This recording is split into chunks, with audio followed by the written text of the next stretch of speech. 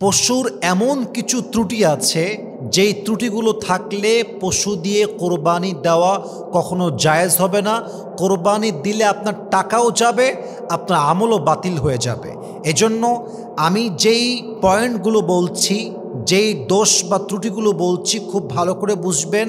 এই ত্রুটির মাঝে একটা ত্রুটি থাকলেও আপনার কোরবানি কখনো জায়েজ হবে না। 1 নাম্বার, আল আওরা, এমন পশু ক্রয় করা যে পশু চোখ দিয়ে দেখতে পায় না, অর্থাৎ তার চোখের দৃষ্টি প্রায় অন্ধের মতো, অথবা তার একটা চোখ একদম অন্ধ, সে দেখতে পায় না, তার চোখের দৃষ্টিতে স্পষ্ট সমস্যা আছে, অর্থাৎ তার এক চোখ অন্ধ অথবা সে প্রায় অন্ধের মতো। 1 number.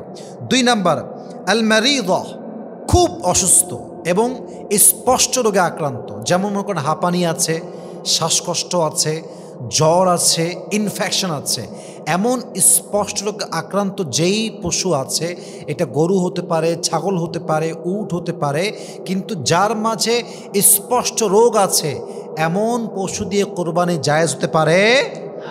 3 number, Al Arza, lame or লিম্পিং, এমন পশু যে খোড়া কেমন, হাঁটতে পারে না, এমন খোড়া যে উঠে দাঁড়াতে পারে না, এতটাই খোড়া সে, এমন পশুদের কোরবানি জায়েজ নেই।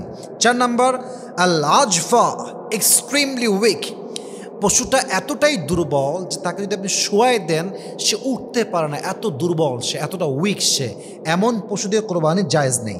5 নাম্বার, আল মুকাবালা, ইয়ার স্লিট ফ্রম ফ্রন্ট, অর্থাৎ এমন কোনো পশু যে পশুর কানের সামনের দিকটা কাটা অথবা ছেঁড়া। আই রিপিট এগেন, আমি আবারও বলছি, এমন পশু যে পশুর কানের সামনের দিকটা ছেঁড়া বা কাটা। 5 নাম্বার গেল এইটা। 6 নাম্বার হচ্ছে আল মুদাবারা, এয়ার স্লিট ফ্রম ব্যাক, অর্থাৎ এমন পশু যেই পশুর কানের পেছন দিক কাটা বা ছেঁড়া, তার কানের হয় সামনের দিক কাটা বা ছেঁড়া অথবা পেছনের দিক কাটা বা ছেঁড়া, এই ত্রুটি যে পশুর মাঝে আছে এই পশু দিয়ে কোরবানি জায়েজ হবে না। অতএব এই 6টা ত্রুটি খেয়াল রাখবেন যে এই 6টা ত্রুটির মাঝে কোনো একটা ত্রুটি কোনো পশুর মাঝে আছে কি না। এই ত্রুটির মাঝে কোনো একটা ত্রুটি থাকলে এই পশু দিয়ে কোরবানি জায়েজ হবে না।